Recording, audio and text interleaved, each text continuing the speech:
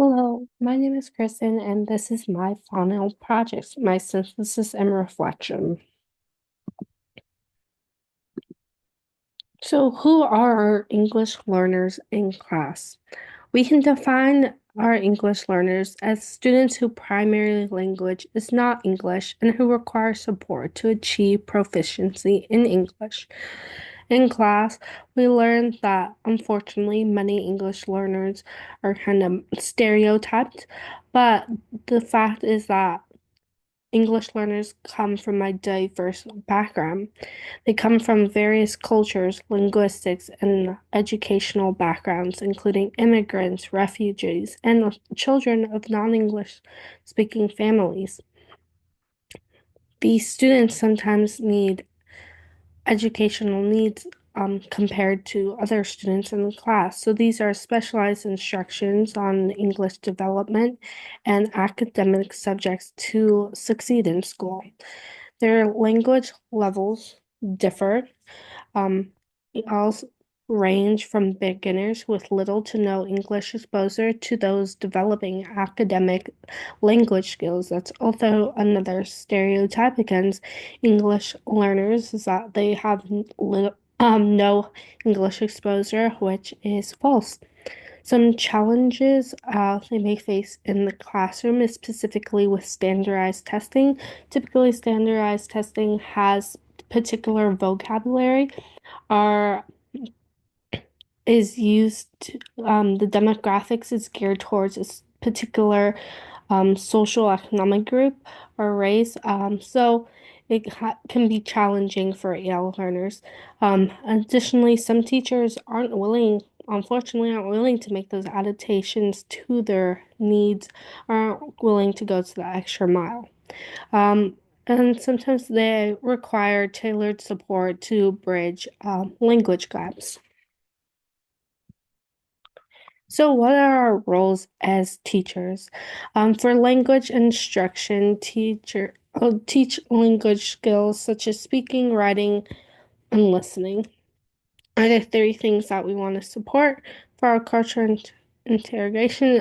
We want to support students in adapting new cultures and special environments.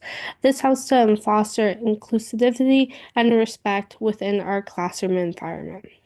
For our curriculum development, we want to design and also implement lessons that align with state and federal standards tailored to meet diverse needs of English learners. Assessment and feedback. So we want to make sure that we're evaluating students' progress through various assessments and provide instructional feedback to facilitate language learners. This could be a feedback such as circulating the classroom and watching English learners interact with each other, or it can be a more formal assessment such as quiz or worksheets.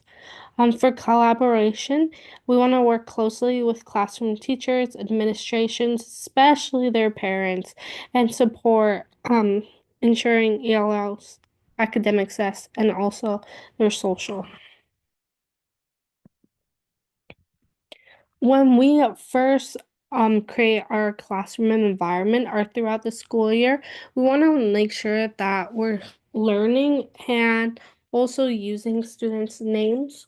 That just helps create rapture within the classroom. We want to make sure that we're incorporating students' cultures.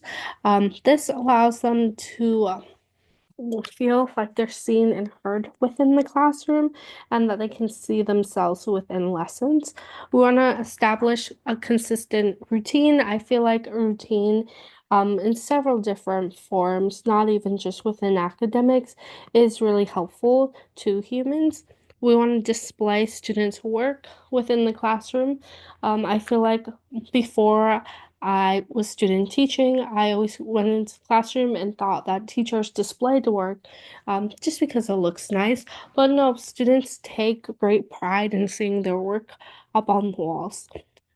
And lastly, you want to make sure that we're providing visuals and scaffolding that's particularly just not for our English learners, but also students with IEPs really benefit from this.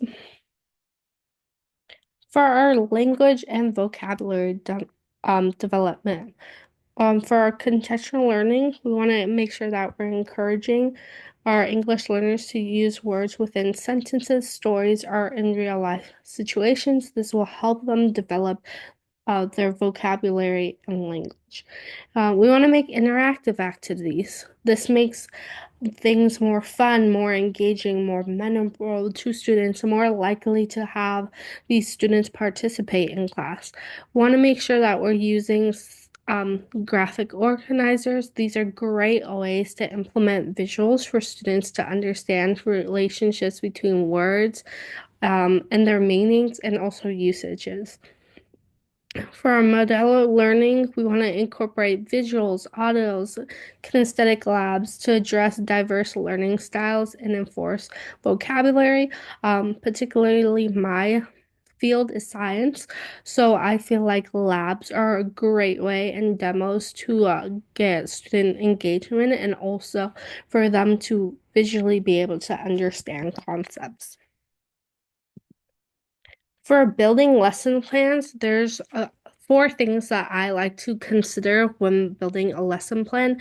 Particularly on the CalTPA, they required all of these things. So we're gonna the first thing when you are creating a lesson plan, you want to consider your primarily information. So this is the unit that you're going to be teaching, the lesson topic, your grade level, and the lesson length. You want to make sure all of these are appropriate for the class that you're going to be teaching. Your second thing is what's the objective? So what should the students master by the end of the class?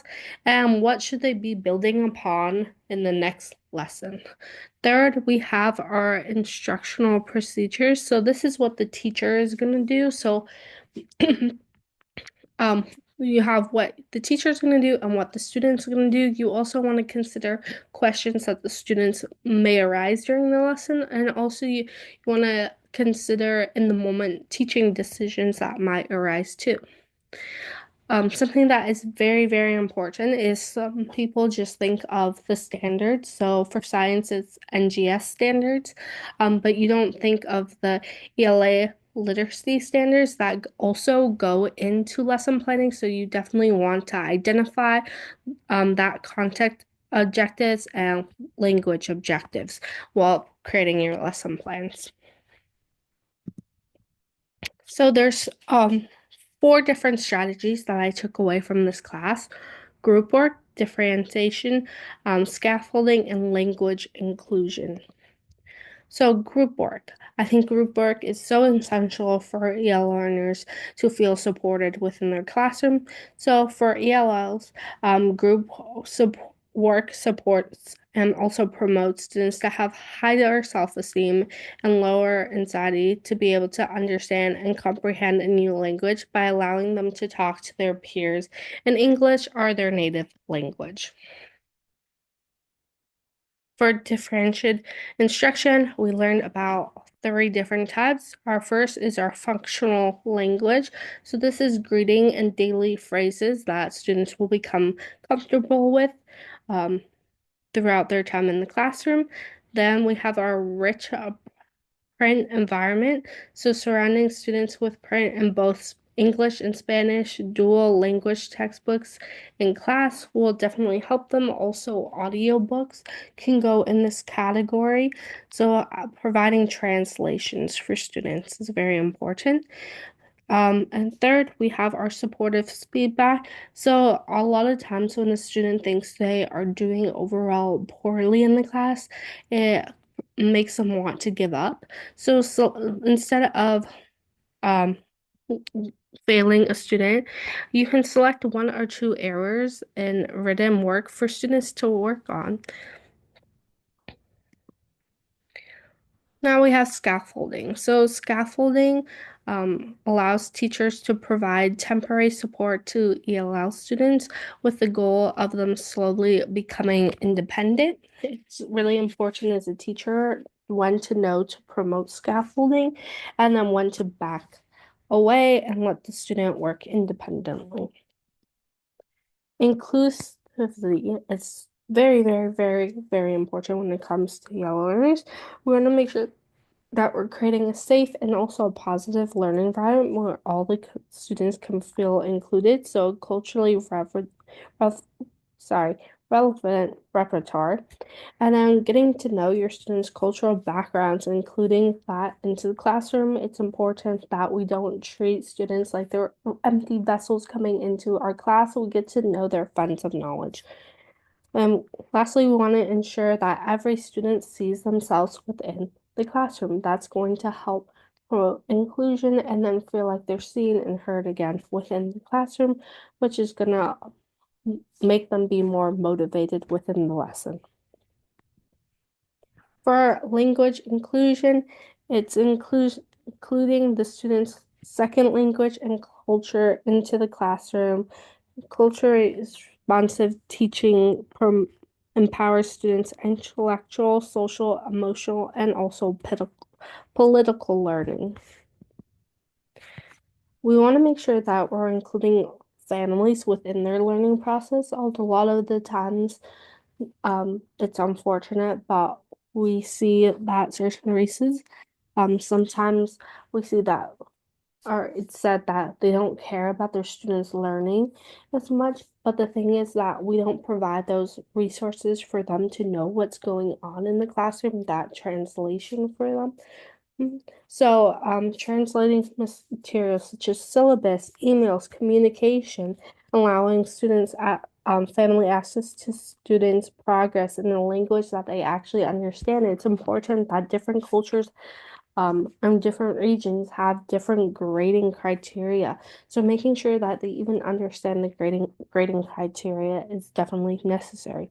Schools can also foster relationships by inviting families and volunteers into the school and encouraging families to help children integrate their culture and linguistic traditions into school assignments and other criteria and extracurricular activities.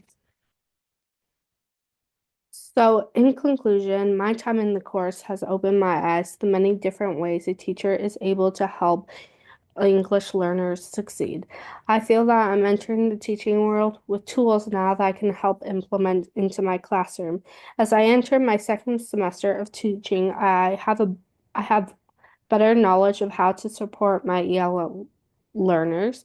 For science, I have particularly selected activities that have reflected my students' cultural backgrounds within my first semester.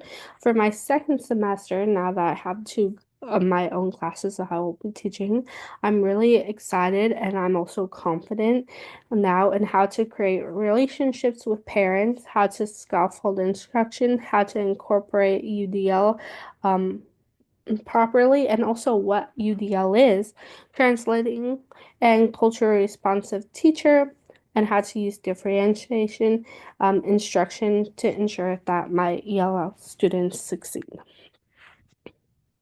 I also included a couple resources that I find helpful. Thank you so much.